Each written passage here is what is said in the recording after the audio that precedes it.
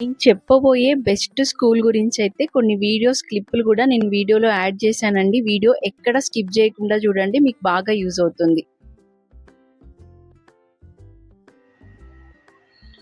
Hi అండి అందరికీ. Welcome back to our channel Radhikashri. First time ఎవరైనా మన ఛానల్‌ని చూస్తే తప్పకుండా సబ్స్క్రైబ్ చేసుకోండి. ఆల్రెడీ థంబ్‌నెయిల్ చూస్తే మీకు అర్థమై ఉంటుంది కదా స్కూల్స్ గురించి అని. అవును, మనం ఎంత కష్టపడ్డారు, ఇప్పుడు మనం మన పిల్లల కోసం కష్టపడుతున్నాం కదా. ఎవరు కష్టపడ్డా ఓవరాల్‌గా మన పిల్లలు బాగా చదువుకోవాలి, మంచి స్కూల్‌లో మంచిగా ఇంకా స్కిల్స్ ఉండాలి అని చెప్పి ఒక బెస్ట్ స్కూల్స్‌ని అయితే సెలెక్ట్ చేసుకుంటాం. అది ఏ పేరెంట్ అయినా కామన్.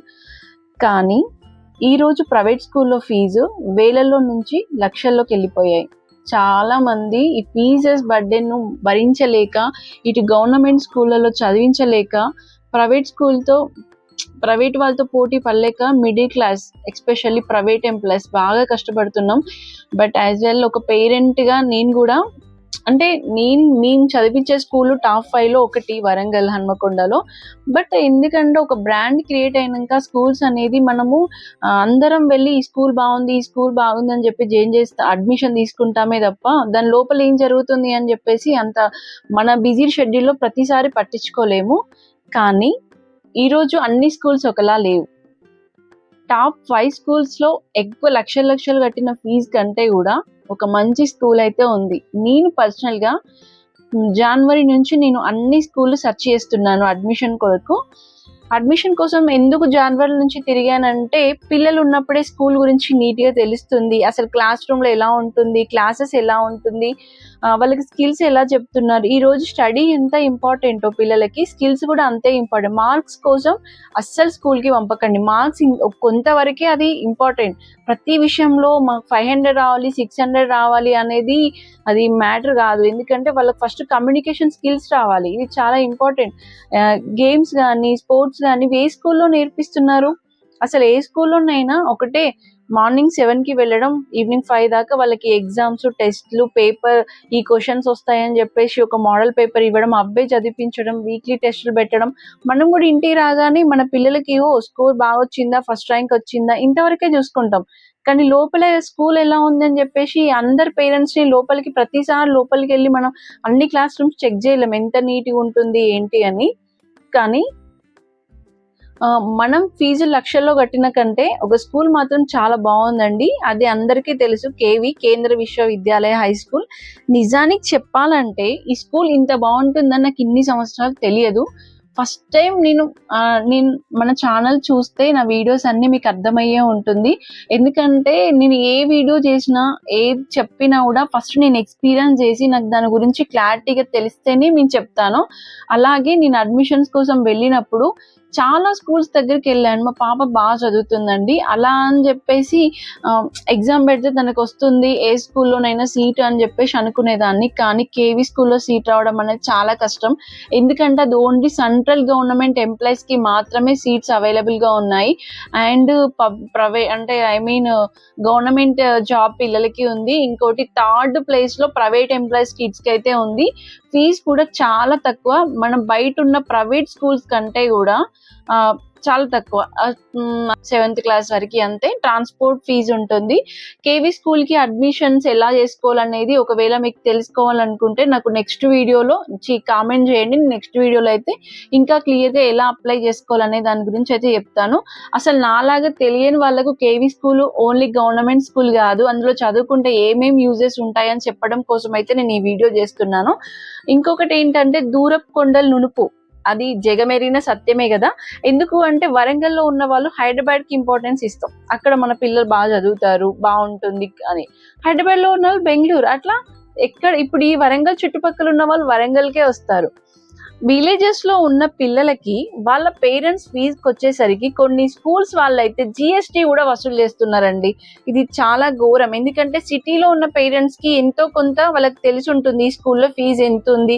జస్ట్ కమ్యూనికేషన్ వల్లనో లేకుంటే వాళ్ళు అంటే పక్కన వాళ్ళతో మాట్లాడే వాళ్ళనో వాళ్ళ స్కూల్ గురించి తెలుసుకుంటారు. కానీ విలేజ్లో ఉన్న పేరెంట్స్కి వాళ్ళు తెలియదు. పాపను అడ్మిషన్ తీసుకున్నారా, హాస్టల్ వేసారా, వెళ్ళిపోయారా. దూరం నుంచి వచ్చే వాళ్ళు ఒక్కొక్కరు ఒక్కొక్క ఫీజు పే చేస్తున్నారు. ఈరోజు నేను ఇంకా చెప్పాలి అంటే 10th అయిపోయినాక నేను కొన్ని కాలేజీలో చూశాను, పాపం ఫార్మింగ్ చేసుకుంటారు వాళ్ళు. మామూలుగా నేను వెళ్ళినప్పుడు ఏమైందంటే వాళ్ళు క్లాస్ రూమ్‌లో ఫీజు మాట్లాడుకుంటున్నారు. నేను బయట కూర్చున్నా. ఆఫీస్ రూమ్ దగ్గర కూర్చున్నాను. అమ్మాయి వాళ్ళ పేరెంట్ వచ్చి మాట్లాడినప్పుడు ఏమైందంటే, తన దగ్గర ఫీజు నార్మల్ వేరే వాళ్ళ దగ్గర కంటే ఈమె దగ్గర 10,000 ఎక్స్‌ట్రా తీసుకున్నారు. అప్పటికి ఆమె పే చేసింది. ఆ బిల్ నేను చూసిన కాబట్టి, ఆహా! ఇలా కూడా జరుగుతుందా కాలేజీలలో, స్కూళ్ళల్లో అని అనిపించింది. అందుకే ఈ వీడియో నాకు ఎందుకో షేర్ చేయాలనిపించింది. మన ఫ్యామిలీ ఇప్పుడు 3,000కి రీచ్ అయింది. సో నన్ను నమ్మి నా వీడియోస్ చూస్తున్న మీ అందరికీ చాలా చాలా థ్యాంక్స్. ఇంకా నాకు తెలియని ఏమైనా విషయాలు ఉంటే కూడా మీరు కామెంట్ చేసి చెప్పొచ్చు. ఈ రోజైతే కేవీ స్కూల్ గురించి ఏదో ప్రమోషన్ కాదు, నాకు ఆ స్కూల్ గురించి, నాకు ఆ స్కూల్లో తెలిసిన వాళ్ళు కూడా లేరు. నేను 3 months వెళ్ళినప్పుడు ఆ స్కూల్లో ఇంక్లూడింగ్ క్లాస్ రూమ్స్ కూడా చెక్ చేశానండి. అంటే ఐ మీన్ చెక్ చేయడం మీన్స్ నేను వెళ్ళి ఎలా ఉంది, నిజంగా ఇంత బాగుంటుందా, అసలు ఏంటి స్కూల్ అని చెప్పి చూశాను. ప్రతి ఒక్క క్లాస్ రూమ్ లో digital classroom 70 inches 70 mm పై 70 inches ఎబో ఉంటుంది అనుకుంటా డిజిటల్ మానిటర్. దాంట్లో వాళ్ళకి క్లాసెస్ చెప్తున్నారు అండ్ హ్యాండ్ రైటింగ్స్ కూడా ప్రాక్టీస్ చేపిస్తున్నారు. ఎక్స్పెషల్లీ స్కిల్స్ నేర్పిస్తున్నారండి. స్టడీతో పాటు మెయిన్ ఇంపార్టెంట్ బయట ఎవరితో వెళ్ళినా పిల్లలు ఎవరితో ఎలా మాట్లాడుతున్నారు, ఏంటి అసలు బయట జరిగే విషయాల గురించి వాళ్ళకి ప్రోగ్రామ్స్ కండక్ట్ చేయడం దగ్గర నుంచి మొదలు పెడితే ఎవ్రీవన్ వాళ్ళకి అన్ని లాంగ్వేజెస్ లో కూడా పర్ఫెక్ట్ ఉన్నారు పిల్లలు. నాకు ఏ స్కూల్లో కూడా ఇంత బాగా అనిపించలేదు. మళ్ళీ బట్టి మెథడ్ లేదు. ఫస్ట్ ఆఫ్ ఆల్ వాళ్ళకి లెసన్ చెప్పినప్పుడు ఏ విధంగా అర్థమై మీరు క్వశ్చన్ ఆన్సర్స్ అయితే ఎలా ప్రిపేర్ చేసుకుంటారని చెప్పేసి ఓన్లీ జనరల్ గా ఓవరాల్ గా ఇలా చేస్తే బాగుండు అని చెప్పేది మాత్రమే కేవీ స్కూల్లో ఉంది.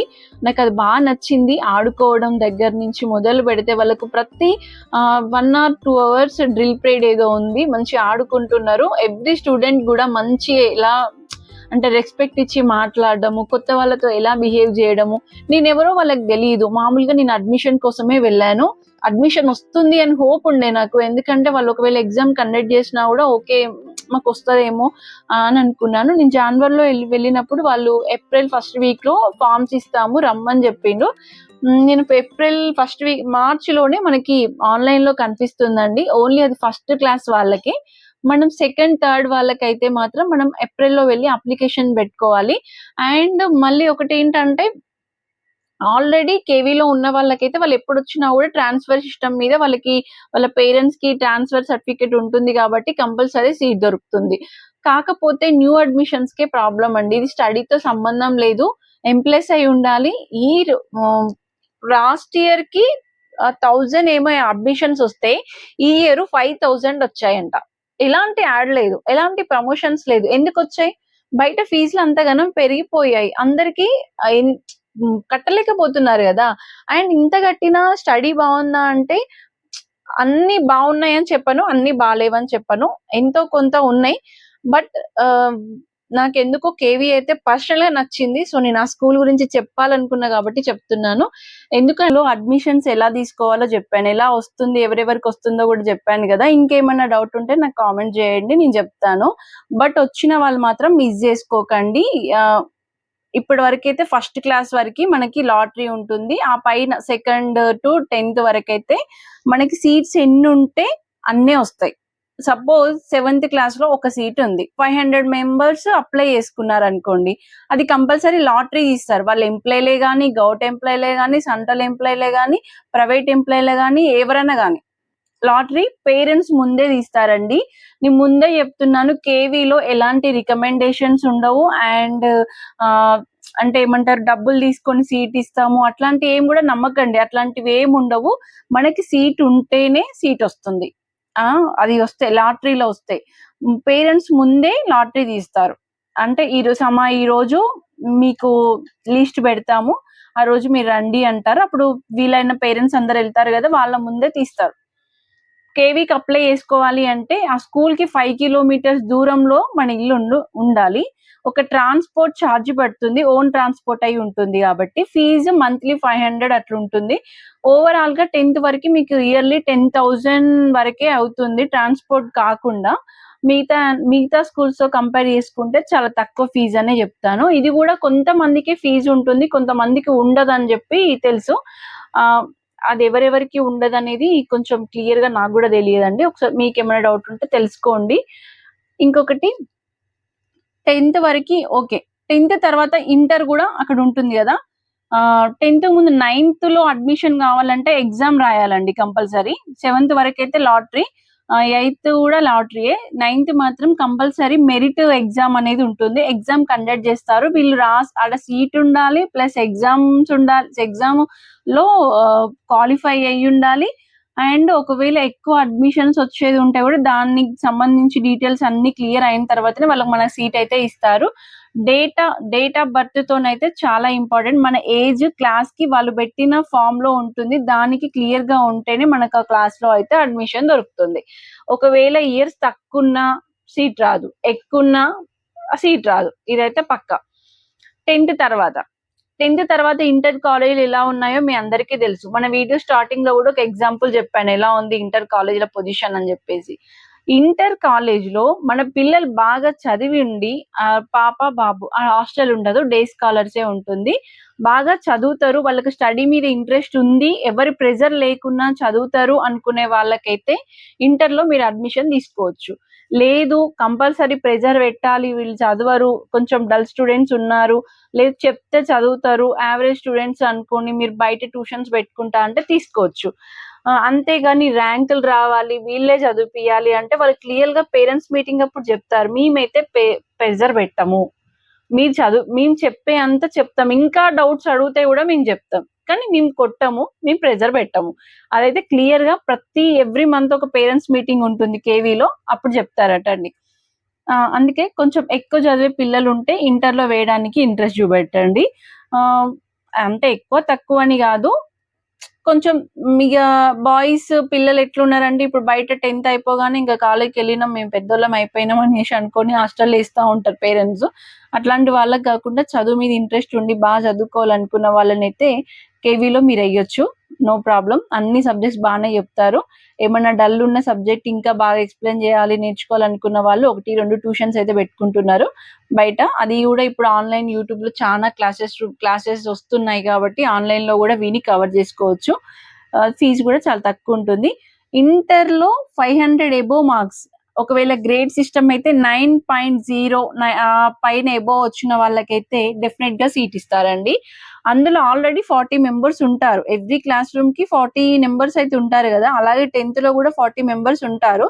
బట్ ఆ 40 మెంబర్స్‌తో మినహాయించి కొత్త వాళ్ళకి గూడా ఛాన్స్ అయితే ఇవ్వడానికి ఎక్కువ ఛాన్సెస్ ఉంది.